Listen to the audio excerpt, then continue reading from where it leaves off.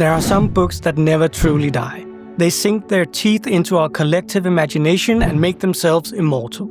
Today I'm talking about one such book, Bram Stoker's Dracula, a novel that didn't just tell a story, but created a cultural icon that has endured for over a century. And while everyone knows the name Dracula, I think many people would be surprised by just how groundbreaking and sophisticated the original novel really is. Hi everyone, I'm Razu, and this is RazuTales. On this channel I make videos about books, writing, and do deep dives into horror and fantasy. If you're new to the channel, welcome. If you appreciate the video, consider hitting the like and subscribe buttons to join our community of book lovers. Now, let's get started. You know what's fascinating about Dracula? It wasn't the first vampire story, not even close. Vampires had been haunting European folklore for centuries. John William Polidori, the Vampire, introduced the aristocratic vampire to literature in 1819, and Sheridan Le Fanu's Carmilla gave us a sophisticated female vampire decades before Dracula.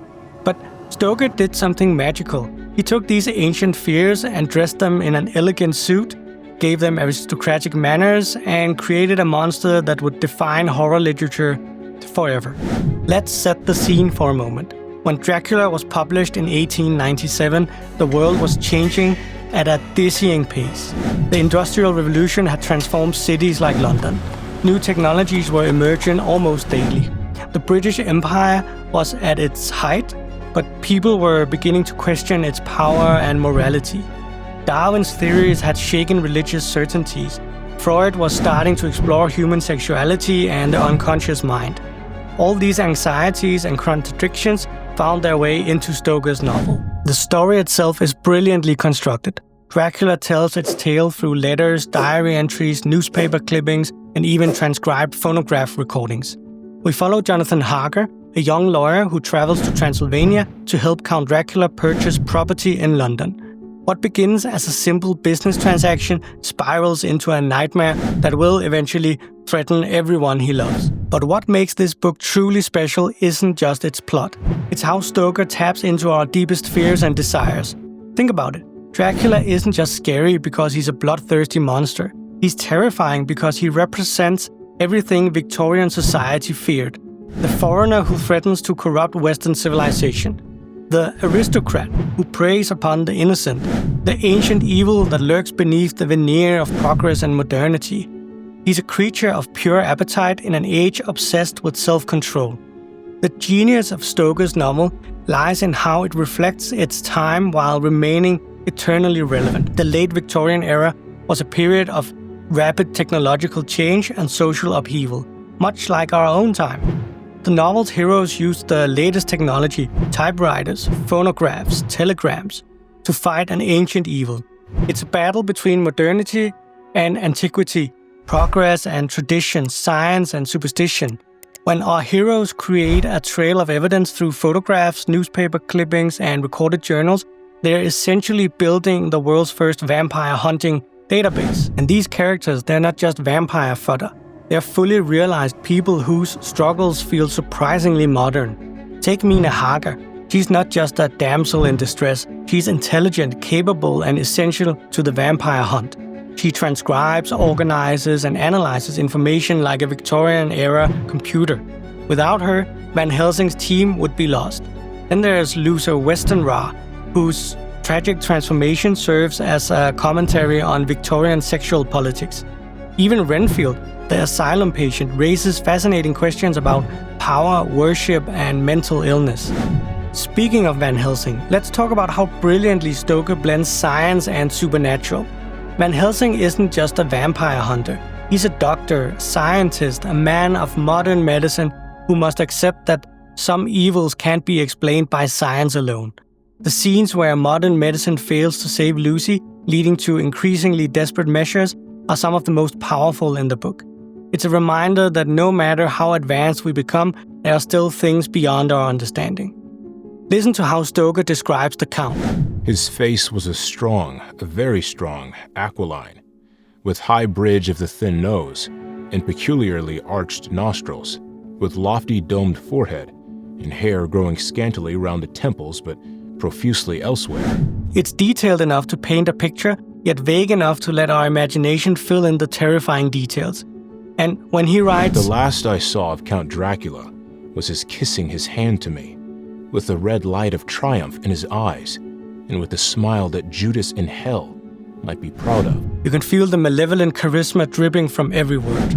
Let's talk about Dracula's powers for a moment, because they're also fascinating. He can control the weather, command wolves and rats, climb walls like a lizard, and transform into a bat or mist. But more terrifying, he can pass as a human. He can walk among his prey undetected. This ability to hide in plain sight taps into our fears about predators in our midst, about evil wearing a civilized face. It's a theme that horror literature still explores today. The influence of Dracula on horror literature and popular culture cannot be overstated. Every vampire story written since, whether it's Salem's Lot, Interview with the Vampire, or even Twilight, exists in some kind of dialogue with Stoker's creation. The Count has appeared in hundreds of movies, TV shows, and books. He's been reimagined as everything from a tragic romantic hero to an apocalyptic monster. Some adaptations emphasize the horror, others the romance. But all must pay homage to Stoker's original vision. But Dracula's importance goes beyond vampires. The novel helped establish many conventions of horror literature. The blend of ancient evil with modern life, the use of multiple narratives to create suspense, the idea that knowledge and research can combat supernatural threats. It showed that horror could be sophisticated, layered with meaning, and worthy of serious literary attention. The novel also perfected what we now call Gothic horror: the crumbling castle, the atmosphere of decay, the sense of ancient evil. These elements had appeared in Gothic fiction before, but Dracula crystallized them into their most effective form. The early chapters of Castle Dracula remain a masterclass in building supernatural dread. What truly amazes me about Dracula is how well it holds up today. Yes, some of the Victorian sensibilities might feel dated, but the core of the story, the dread of something ancient and evil infiltrating our modern world, still resonates. When I first read it, I expected a dusty classic. Instead, I found a gripping thriller that kept me up at night. The book's themes feel more relevant than ever. The fear of contagion spreading through society, the tension between tradition and progress, the idea that evil can wear a sophisticated face, the way information and knowledge can be both a weapon and a vulnerability.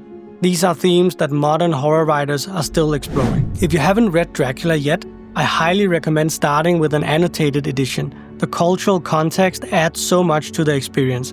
I particularly recommend Leonard Woolf's The Essential Dracula, which provides fascinating insights into the Victorian context and Stoker's sources. And if you have read it, maybe it's time for a revisit. Like the Count himself, this book reveals new secrets with each encounter. One last thing I love about Dracula, it's ultimately a story about hope. Despite facing an ancient, seemingly unstoppable evil, our heroes persist. They use their intelligence, their courage, and most importantly, their unity to fight back. It's a reminder that even in the darkest times, human connection and determination can overcome seemingly impossible odds. And we need that kind of hope today. Have you read Dracula? What's your favorite adaptation of the story? Let me know in the comments below. Don't forget to like and subscribe, and remember, sometimes the oldest stories have the sharpest teeth. See you in the next chapter.